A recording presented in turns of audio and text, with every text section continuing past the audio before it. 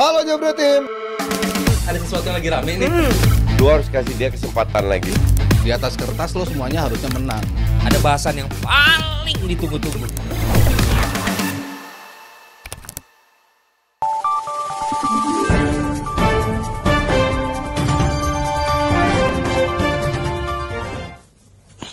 Selamat datang di Berita Nggak Penting. Karena DPI cuma bahas yang penting-penting. Bersama saya Abrar. Saya Anjar. Anjar Dongo. Berita pertama jarang kita. Dari Cibinong. Ya bukan. Dari mana? Dari mana? Pirapak. Yang membuat semalam Chelsea terombang-ambing dengan kekalahannya sekarang nih jadi 3 kali kalah berturut-turut. Kenapa tuh emang kalau kalah 3 kali berturut-turut? Kayaknya gimana mendingan Liga 2 aja Pak, main Liga 2. Yang dipakai. Ya. Yang dipiting ya, jangan itu mah Liga. Udah. Ya, lanjut. Berita kedua masih dari Inggris, bukan dari Spanyol kali ini. Bosan Inggris mulu, ntar kita Ntar kita disangka bola ini apa TV Liga Inggris. Ya. Dari Spanyol ada berita Real Betis, ada Anthony yang mencetak 1 assist dan 1 kartu merah. Jadi kelihatan tuh aslinya kayak di mana, Jar? Ya kayak orang-orang Dongo. Iya. Ini asli mana tuh? Pemain MU. Iya. Daripada dengar kita lama-lama jadi kesel. Iya, ada kesel. Mending kita nonton. Ayo Beo bunyi. Ya, langsung saja kita ke Kanesa. Selamat menyaksikan. Selamat menyaksikan. DPI live. Terus dong. Ya.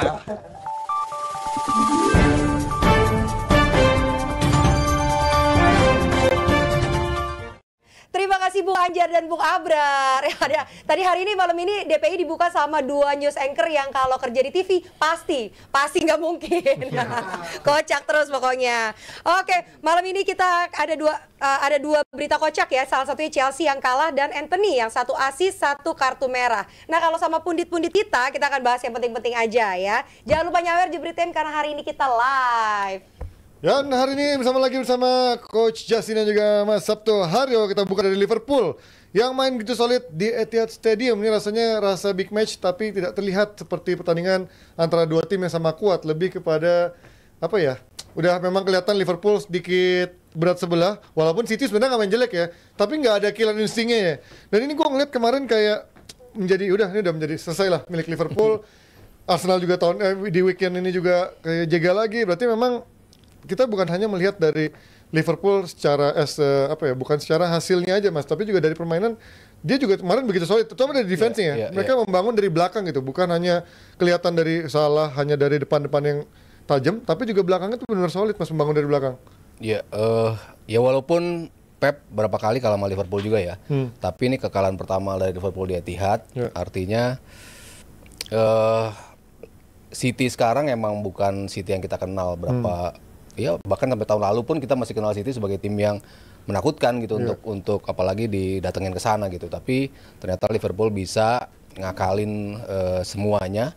Dan lu bilang tadi mereka kayaknya udah pasti ke arah juara dari sisi permainan. Bahkan gue udah bilang dari laga melawan City yang pertama kan, gue bilang kenapa Liverpool, gue lebih mengarah ke Liverpool karena ya itu pesaing-pesaingnya, gue lebih ngeliat itu. Liverpool memang mainnya nggak sebagus dari sisi atraktif lah dari segala macamnya itu nggak dominating total gitu. Tapi they know how to win. Ini kan karakter tim juara ya seperti itu gitu. Lo hanya butuh berapa menit, lo hanya butuh 1 babak untuk bisa memenangkan sebuah pertandingan. Dan Liverpool menunjukkan belakangan ini, terutama dalam posisi-posisi tertekan, tetap aja mereka bisa mengambil poin, tetap aja mereka bisa menang. Terakhir lawan Wolves hampir kalah, Aston Villa mereka kemarin imbang, Everton juga seri gitu. Tapi ya at least they got a point. Terus ketika harus menang di laga-laga krusial ya akhirnya mereka bisa nunjukin itu. Ya gue setuju defense-nya. Terutama di babak kedua ya. Di babak kedua rapi banget. City berapa kali nyoba masuk tapi ya City ya lagi-lagi gue bilang bukan City yang dulu terutama dari sisi offense ya. Mereka bisa create chance, bisa masuk ke sepertiga terakhir. Tapi untuk clinicalnya, untuk bisa menancapkan insting membunuhnya tuh gue belum lihat City bisa ngelakuin itu sampai sisa musim. Makanya kenapa gue bilang para kandidat yang bisa menjaga Liverpool itu gue nggak ngelihat mereka bisa melakukan itu. Termasuk Arsenal, termasuk City, termasuk ya tim-tim yang lain tuh. Ya kita lihat nih expected goals-nya memang sebenarnya ya itu ya yang peluang-peluang tajamnya itu sebenarnya sedikit memang, benar-benar berbahaya. Istilahnya memang peluang-peluang yang mungkin setengah peluang, 3/4 peluang. Dan lu kemarin juga bilang coach, City benar-benar abis gitu. Ini benar udah no hope ya musim ini. Bener-bener musim ini no hope, parah banget. Dan kita juga lihat apa yang dilakukan Pep Guardiola dari sisi line up ya. Kalau dia masih punya hope, feeling gue pemain inti itu akan diturunin semua. Yang 3 di babak Yang akhir 3 dimasukin itu dimasuk dari awal ya. Yang diturunkan itu adalah sebagian besar kecuali Ake, Kevin De Bruyne yang akan main tahun depan. Yang dia ngandelin tahun depan, which is kualitasnya juga so-so banget. Ya kan? I mean, ini bukan City. Kalau saya bilang, oh ya tahun ini ngedrop seperti sebelumnya pernah kan 4 kali juara terus ngedrop terus juara lagi. Gue nggak ngeliat itu. Karena ini benar-benar totally different City. Bukan masalah menang kalahnya, bukan masalah musim tapi prospeknya yang kita lihat bahwa pembelian pemain mereka itu jauh di luar ekspektasi, di luar standarnya City yang kita kenal. Kalau lu main jelek atau kalah seperti musim sebelumnya yang pernah mereka alami, tapi prospek kedepannya ada, dan ini nggak ada sama sekali. Gue nggak ngelihat. Emang dari pemain-pemain muda yang kemarin siapa yang bisa ngangkat? Marmus. Yang muda nggak ada sih. Savinho, Doku, kan enggak. Kusanov. Kusanov lagi.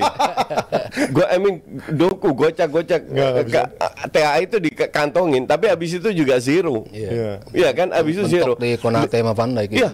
Liverpool itu benar-benar terutama di babak kedua main gigi 2 aja cukup. They really control the game. Makanya gue bilang jangan terlalu percaya data. Kalau lu lihat datanya seolah-olah Liverpool diobok, ball possession banyak, shots lebih banyak. Shots itu berapa yang bahaya sih? Nggak ada. Nyaris ya bisa dibilang nggak ada.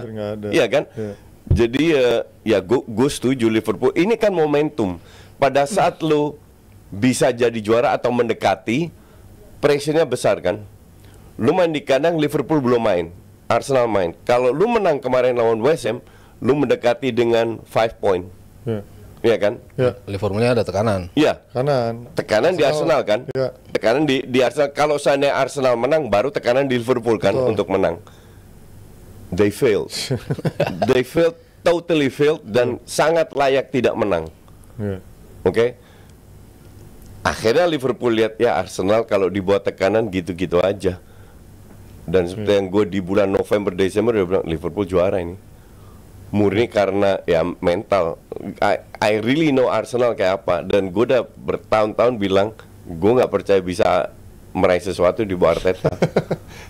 Ya, tapi kalau ngeliat dari City kan ada beberapa pemain yang sebenarnya harusnya masih punya mentality atau leadership di sana kan, mungkin di atas kertas. Ya, KDB, ada Bernardo Silva. Tapi kemarin apakah memang tepat keputusan City juga akhirnya menggantungkan kontrak KDB dan juga masa depannya, karena dia juga melihat dari match fitness-nya, dari injury-nya. Maksud dari sekarang dia kelihatannya udah mulai menurun banget. Iya. Secara kualitas individu De Bruyne kayaknya paling jelek kemarin. De Bruyne hilang kemarin. Bingung, ngoper juga banyak kepotong. Maksudnya kan kita jarang lihat operan dia nggak nyampe. Ini sering banget dengan mudah gitu ngepotongnya, nggak pakai effort gitu Liverpoolnya. Oh, gue udah tahu nih ngambil tak kepotong gitu.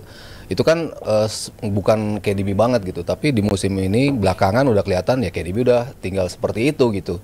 Foden juga naik turun nggak nunjukin kualitas dia sebagai pemain terbaik Liga Inggris musim lalu.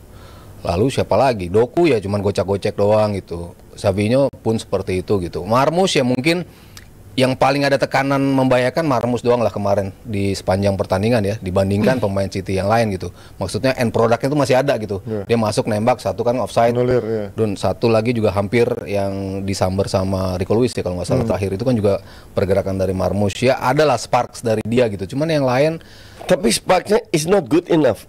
Bukan sparksnya seperti Haaland di musim pertama. Iya kan, Haaland pun nggak perform. Pep itu udah tegur Kevin De Bruyne. Dia bilang kalau Kevin tidak bisa meningkatkan fisiknya, nggak bisa diperpanjang kontraknya, dan kelihatan banget. Kemarin feeling gue Kevin De Bruyne juga udah males, udah selesai. Generasi ini udah selesai.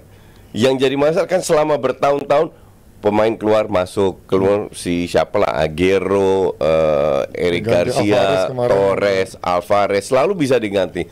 Cuman 2 tahun terakhir pembeliannya itu jelek banget. Nunes, Savinho, Doku itu udah diberi kurang banyak kesempatan apa? Ya gitu-gitu aja. Nah sekarang kita nggak bisa menilai Marmus, Kodir sama ya berdua itulah.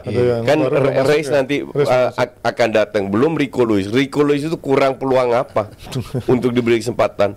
Nah kalau tim apalagi pada saat McAtee masuk gantiin Kevin De Bruyne, praktis itu tim yang musim depan main tanpa Ake, kemungkinan besar Ake akan dijual juga, ya kan? Stones, Ake plus Rodri lah. Itu doang yang senior. Yang lain kemungkinan besar akan dijual atau diganti. Ya lu pikir pemain ini bisa bersaing sama Liverpool, kalau sama Arsenal bisa, karena Arsenal selama ada Arteta nggak akan kemana-mana. Lu pikir tim ini bisa bersaing? I don't think so. Dan City musim ini bukan hanya aspek individu dari pemain yang hilang, sistemnya juga dengan mudah dipretelin sama lawan gitu. Arsenal buktinya semudah itu. Kapan Arsenal bisa menang 5-1 lawan bisa City? Dipretelin ya kayak kemarin kan ya komentator bilangnya di dismantle sama Liverpool kan, kayak dipretelin satu-satu. Sistem lu nggak jalan. Sementara selama ini kan kita tahu siapapun pemain yang masuk sistemnya jalan. Tapi ini ketika pemain kesini yang biasa cover itu udah nggak jalan sama sekali untuk ketika transisi menyerang ke bertahan gitu kan. Itu udah gampang banget lubang dimanfaatin. Nyerang pun seperti itu. Sistemnya nggak berjalan karena terlalu banyak pemain baru. Nggak bisa. Yang belum nyetel lah. Cuman kalau sistemnya jalan pun dengan pemain-pemain muda ini, pertanyaan gue kan adalah apakah mereka memiliki kualitas atau nilai tambah untuk bisa ngangkat tim ini? Pada saat mereka juara, Kevin De Bruyne punya ekstra kelas. Walaupun nggak ada striker sebelum Haaland datang, tetap juara. Mahrez, Gundogan, Grealish, Bernardo Silva, Rodri, Diaz di belakang, semua punya nilai tambah yang kualitasnya di atas rata-rata. Itulah tanpa Haaland pun mereka juara, walaupun adanya Haaland tambah berapa puluh gol, ya kan, tapi tetap juara. Cuman sekarang kualitas pemain ini nggak banget. Itulah kenapa Pep udah give up. Udahlah, forget it. Gua akan lebih sering sampai akhir musim turunkan pemain muda ini biar mereka dapat jam terbang buat musim depan. Karena kemungkinan besar sebagian besar dari pemain senior akan dibuang semua. Iya, tanda-tanda give up-nya ketika mereka udah nggak lolos di Champion, ya kan harusnya mereka tetap konsentrasi dong kemarin lawan Liverpool, tapi nggak nurunin tim terkuat. Ya artinya emang udah something yang dipandang lebih ke depan. Lebih ke depan, ya. Dan memang kayaknya di saat pembeliannya juga nggak works, pemain senior juga udah nggak bisa ngangkat. Udah habis. Mentalitinya, apa mungkin match fitnessnya ya. Even Bernardo Silva yang biasa kita melihat, wah ini orang bisa ngangkat, tapi ternyata nggak juga kan. Foden pemain terbaik tahun lalu nggak bisa ngangkat, KDB juga nggak bisa ngangkat. Lu lihat lawan Madrid, itu kan nama besar turun semua. Kecuali Haaland. Nama besar turun semua. Habis juga itu. Habis. Diobok-obok. Mereka udah benar-benar habis pemain yang selalu memberikan sesuatu ke City. Iya. Secara sistemnya sih memang udah nggak jalan sih. Memang gue ngeliat kayak ada pressingnya bermasalah, terus defense-nya juga nyaris nggak ada high press. Dan nggak ada soul-nya. Gue ngeliat nggak ada soul-nya. Nggak ada nyawanya gitu. Pemain itu nggak happy. Nggak ada soul-nya. Berarti Pep yang salah nih. Siapa? Nggak ada. Pasti Pep punya kesalahan. Pasti Pep punya kesalahan. Kalau dia sistem ini sampai akhir musim nggak jalan, jangan kaget kalau dia rubah sistemnya lagi. Kan dia sering merubah sistemnya. Yang sesuai dengan kapasitasnya. Ya sambil menunggu mungkin dengan bebasnya mereka dari tuduhan ratusan pasal, mereka bisa belanja lagi untuk menutupi mungkin lubang-lubang yang dibutuhkan. Karena kita tahu biasanya setiap tahun kan dulu dia lumayan jor-joran beli back ya. Ini udah beli back, mungkin dengan nambahin beberapa pemain di tengah yang bisa membuat mereka ekstra lagi di musim depan. Oke, next kita pindah. Oke, tadi ada yang nanya, Ji, kok Panji hari ini rambutnya basah banget abis kehujanan apa abis sholat? Biasa Isa. Habis dari panti pijat dia. Habis dari panti pijat. Habis dari panti pijat. Habis spa ya? Di seberang. Ada saweran dari Yudi YNWA Rp100.000. Apakah perpanjangan kontrak 3 pemain LFC emang di hold menunggu kepastian juara? Apakah jika terjadi itu merupakan strategi manajemen LFC? Silakan Mas Aryo mungkin. Mas Aryo, Yudi. Kalau yang gue baca terakhir, kayaknya si TAA bakal cabut deh kalau TAA gitu. Cuman kalau salah sama itu, mereka memang prefer lebih untuk stay. Salah sama. Cuman mereka minta 2 tahun. Nah Liverpoolnya itu kan masih setahun apa kasih langsung 2 tahun gitu. Masalahnya masih di situ sih. Dan gajinya kan katanya si Salah nggak mau dinaikin. Dari manajemen nggak mau naikin. Oh, manajemennya yang mau naikin, iya, ya. Jadi ya masih tarik ulur di sisi situ. Cuman 2 orang itu udah state bahwa mereka tetap mau bertahan, Van Dijk dan juga Salah. Tapi kalau kasusnya THA, kayaknya dia bakal dilepas sih. Oke, lagi. Next dari Naldo, 100.000 rupiah. Sebagai fans Liverpool, paling penting juara IPL. Yang lain bonus, jangan terlalu berharap. Iya. Kardus. Iya. Oke. Kalau di momen sekarang yang paling realistis jadinya IPL karena jarak tadi ya sama pesaing gitu. Ya bukannya dia nggak ada kesempatan di Champions, Ada banget. iya ada dan kesempatan di Piala Liga lawan Newcastle. Iya. Ya Ntar itulah. ketemu Madrid kan atau Arsenal. Ya jalurnya Madrid Ya. di kiri. Duh, Inter ketemunya Munchen, siapa lagi tuh? Barcelona. Barcelona Liverpool ya? Barcelona. Barcelona Liverpool di kiri ya. Munchen ketemu Inter dulu kan. Iya, Munchen baru di atasnya ketemu Baru di atas Barcelona. Barcelona. Itu jalur menuju juara maksudnya. Make sure menang dulu lawan Munchen. Gak usah Munchen dulu, Feyenoord dulu. Kan kayak Milan. Milannya udah dikandangin. Kalau Inter kalah lawan Feyenoord, Udah kelar tuh seri. itu kota Milan bubarin aja tuh. Kacau sih, nggak belajar dari kesalahan itu.